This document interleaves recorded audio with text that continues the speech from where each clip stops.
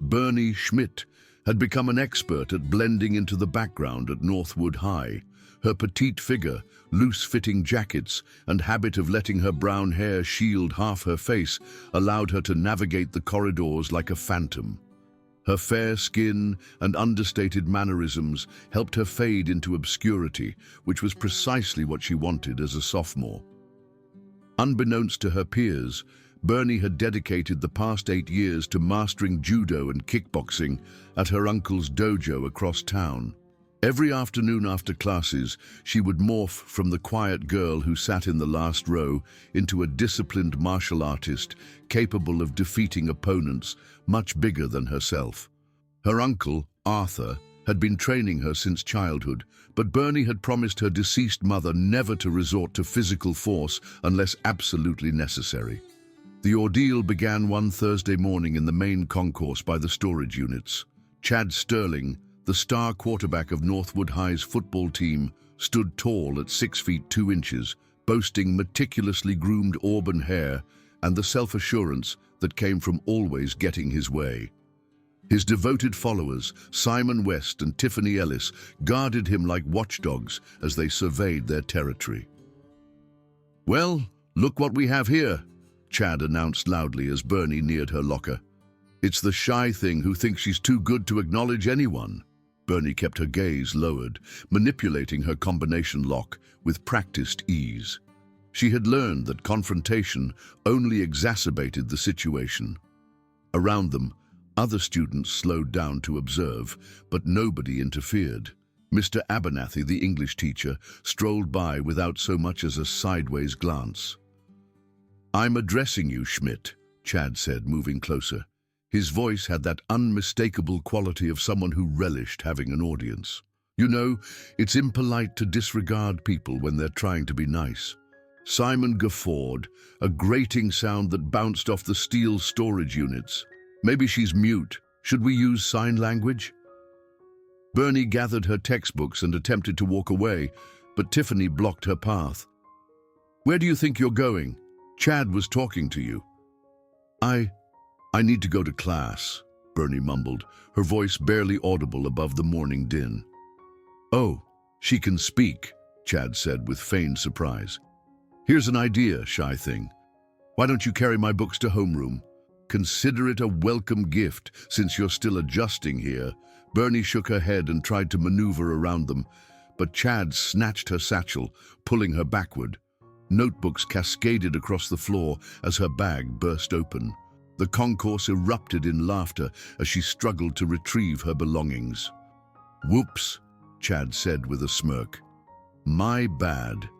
This became their pattern. Every few days, Chad and his cronies would devise new methods to harass Bernie. They would trip her in the mess hall, accidentally dump refreshments on her homework, and make snide remarks about her appearance whenever she walked by. The assaults always occurred in public areas where other students could witness her shame. In the media center, Chad would sit at her desk uninvited, making it impossible for her to concentrate. In the gymnasium, Tiffany would bump into her during lunch break, causing her to spill her lunch. Simon had perfected the art of delivering cutting remarks just loud enough for everyone to hear, but quiet enough that teachers couldn't quite discern what he said. Bernie endured it all silently, remembering her mother's words about violence never being the answer. She told herself that high school was temporary, that she just needed to hold on until graduation. But deep down, she felt the familiar heat that surged in her chest during training sessions, the same intensity that made her Uncle Arthur beam with pride when she executed a perfect sequence. The last straw came on a Wednesday afternoon in the quadrangle. Bernie had been eating lunch alone at a corner table when she noticed Kevin Shaw, a quiet kid from her physics class, sitting nearby. Kevin was engrossed in a science magazine, completely oblivious to his surroundings, when Chad and his crew approached. "Hey, science geek," Chad called out, causing Kevin to look up nervously. "What's that garbage you're reading?" Before Kevin could respond, Chad grabbed the magazine and began flipping through it mockingly. "This is what passes for literature these days? No wonder you're such a weirdo." Simon seized Kevin's lunch, tossing it onto the ground. Maybe if you ate decent food instead of whatever your mom makes, you'd actually build some muscle. Bernie watched as Kevin's face flushed with humiliation. She recognized the look of helpless embarrassment because she had worn it so many times herself. Something ignited in her chest, a protective instinct that overrode her usual caution. "Leave him alone," Bernie said, rising from her table. Her voice was louder than she had intended, echoing across the quadrangle and causing several students to turn and stare. Chad's eyes gleamed with cruel pleasure. Well, well, look who found her voice. The shy thing wants to play knight in shining armor. He handed Kevin's magazine to Tiffany, who held it high above her head. "You want us to stop? Come and make us, Schmidt." Bernie took a step forward, her hands clenching into fists. For a moment she felt the familiar stance her uncle had taught her, the way her weight should shift to her back foot for maximum power, but then she remembered her promise and forced herself to relax. "Just give him his magazine back," she said quietly. "Please." Chad's grin widened. "Oh," she said, "please. How touching." He turned to Kevin, who was still sitting frozen at his table. "Here's an idea, geek. If your girlfriend here gets on her knees and begs like a good little puppy, maybe we'll consider it." The quadrangle fell silent, except for the distant drone of traffic beyond the school grounds. Bernie felt every eye on her, waiting to see what she would do. She looked at Kevin, who was staring at the ground in shame, then back at Chad's expectant face. "I'm not going to do that," she said, her voice steady despite the trembling in her hands. "Then I guess your friend doesn't get his magazine back," Chad said, nodding to Tiffany. She tore the first page out of the science journal and let it fall to the ground. "Stop!" Bernie shouted, lunging forward, but Simon caught her arm and held her back. "What are you going to do about it, shy thing?" Chad taunted, tearing another page. "You going to cry? Going to run to a counselor?" That's when Tiffany stepped closer, her voice dropping to a whisper that only Bernie could hear. "You know what? I think Chad's right. You do need to learn your place around here." Before Bernie could react, Tiffany grabbed the top of her pants and yanked upward, hard. The shame was instant and overwhelming. Bernie gasped in pain and surprise as her feet lifted off the ground momentarily. Students around the quadrangle erupted in laughter, some pointing and filming with their phones. The violation was so unexpected, so demeaning, that Bernie felt something snap inside her chest. "Look at that!" Chad laughed, his voice carrying across the quadrangle. "The shy thing can fly." Simon released her arm, and Bernie stumbled backward, her face burning with humiliation. She could hear the laughter echoing off the buildings, see the smirks on faces that had watched her torment for months without intervening. Kevin was looking at her with a mixture of gratitude and horror, his torn magazine forgotten on the ground. "Had enough yet, Schmidt?" Chad asked, stepping closer. "Or do you want Tiffany to give you another flying lesson?" Bernie straightened slowly, her hand moving to adjust her clothing. When she looked up, something had changed in her eyes. The fear was still there, but it was joined by something else, something that made Chad take an unconscious step backward. "I tried to handle this the right way," she said quietly, her voice carrying a new quality that silenced the laughter. "I tried to be the bigger person, but you just made a mistake." Chad regained his composure quickly, puffing out his chest. "Oh yeah? What mistake is that, shy thing?" Bernie's stance shifted subtly, her weight moving to the balls of her feet. Her hands, which had been trembling moments before, were now perfectly still. "You humiliated me in front of everyone. You violated my dignity." She paused, her eyes meeting his directly for the first time. "And you made me break a promise to someone I loved." The change in her demeanor was subtle but unmistakable. Students who had been laughing moments before now watched in confused silence. Even Chad seemed to sense that something had shifted, though he couldn't quite identify what. "Are you threatening me?" he asked, his voice still confident but lacking its earlier certainty. I'm giving you one chance to apologize, Bernie said, her voice calm and measured. To me and to Kevin. Then we can all walk away from this. Chad's face reddened with anger. You think you can threaten me? Do you have any idea who you're talking to? He stepped forward, his chest bumping against Bernie's shoulder.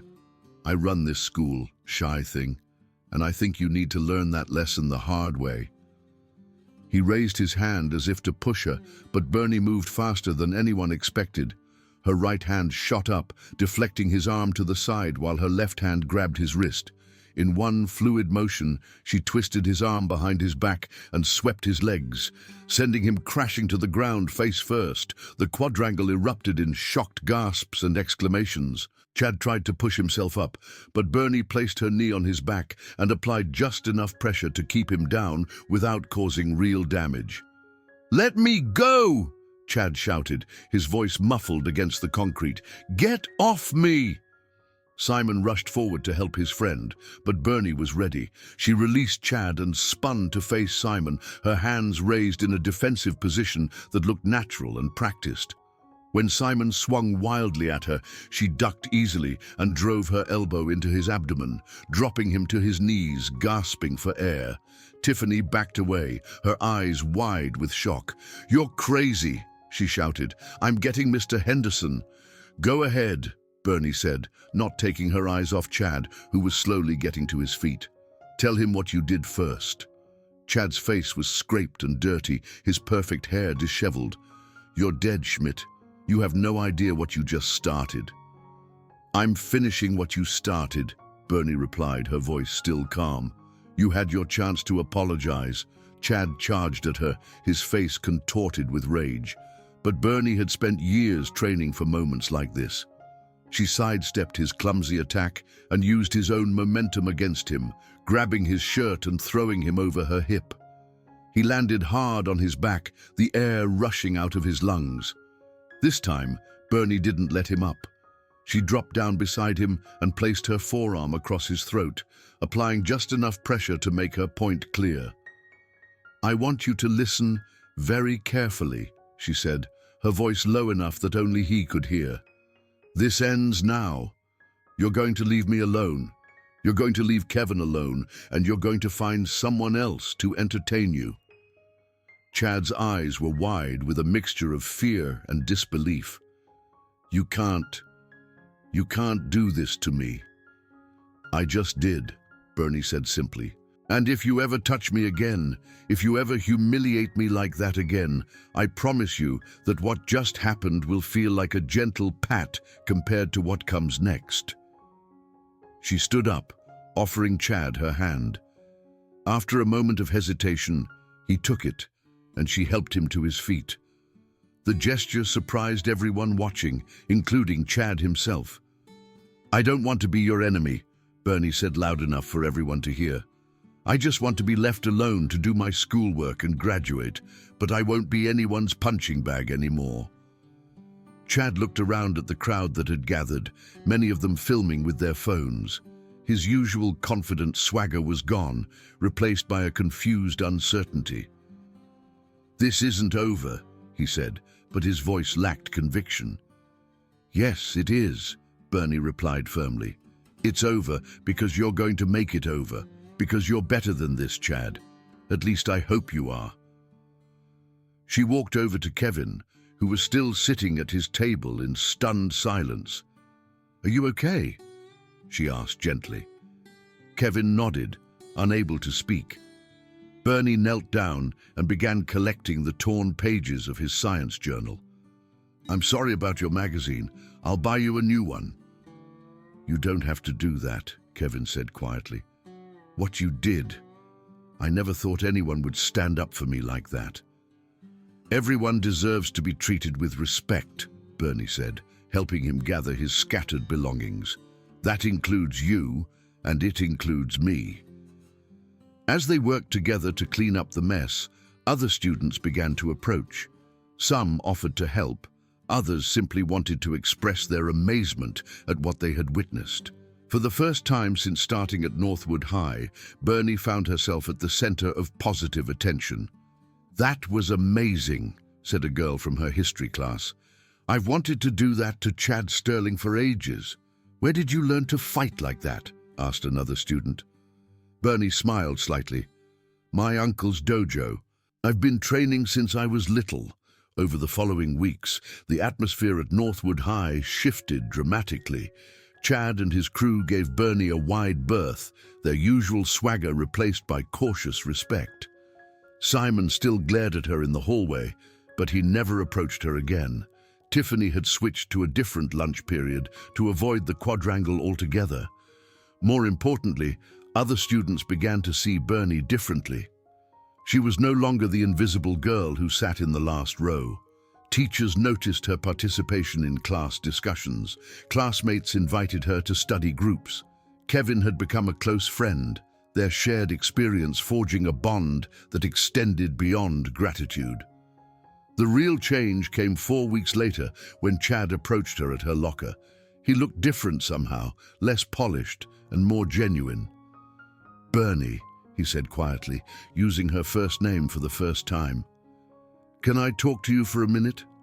She nodded, curious about what he might say. They walked to an empty classroom where Chad closed the door behind them. "I wanted to apologize," he said, his voice lacking its usual arrogance. "For what I did to you and for what Tiffany did. It was wrong." Bernie studied his face, looking for signs of deception. "What changed your mind?" Chad was quiet for a long moment. "My mom saw the video. Someone posted it online, and it spread around town. She asked me if that was the kind of person I wanted to be." He paused, his hands fidgeting with his class ring. "I realized I didn't even know the answer to that question." "And now you do?" "I'm working on it," Chad said honestly. "I know I can't undo what I did, but I want you to know that I'm trying to be better. I talked to Simon and Tiffany too. Tiffany feels terrible about what she did." Bernie nodded slowly. "I appreciate you telling me that. It takes courage to admit when you're wrong." "I deserved what you did to me," Chad said. "Actually, I probably deserved worse. But you showed me restraint when you could have really hurt me. That meant something." "Force should always be a last resort," Bernie said. "I only did what I had to do to protect myself and Kevin." Chad extended his hand. "Friends?" Bernie looked at his outstretched hand for a moment, then shook it. "Acquaintances," she said with a small smile. "Trust has to be earned." "Fair enough," Chad said, returning her smile. "I'll work on earning it." As the school year progressed, Bernie found herself settling into a new normal. She still trained at her uncle's dojo every evening, but now she also attended study sessions and joined the school's science club. Her quiet self-assurance had evolved into authentic leadership qualities that her teachers and classmates recognized and valued. The episode in the quadrangle had taught her something important about herself. She didn't need to be invisible to be safe. She could be strong and kind, assertive and empathetic. Most importantly, she had learned that sometimes standing up for what's right requires taking chances, even when you're scared. Kevin had discovered his own confidence as well, joining the school's chess club and even asking a girl from their physics class to the spring dance. Their friendship had shown both of them that they didn't have to face their challenges alone. On the final day of school, Bernie stood in the same quadrangle where everything had changed. Students were signing yearbooks and saying farewell, the mood light and festive. She thought about her mother's words about violence never being the answer, and she realized that her mother had been both right and wrong. Force shouldn't be the first option, or even the second. But sometimes, when all other avenues had been exhausted, it was the only language that tormentors understood. The key was knowing when to use it and when to show compassion. Chad approached her table one last time, yearbook in hand. "Would you sign this?" he asked. Bernie took the book and wrote carefully, "To Chad, everyone deserves a chance to become the person they're destined to be. Thank you for seizing that chance. Bernie."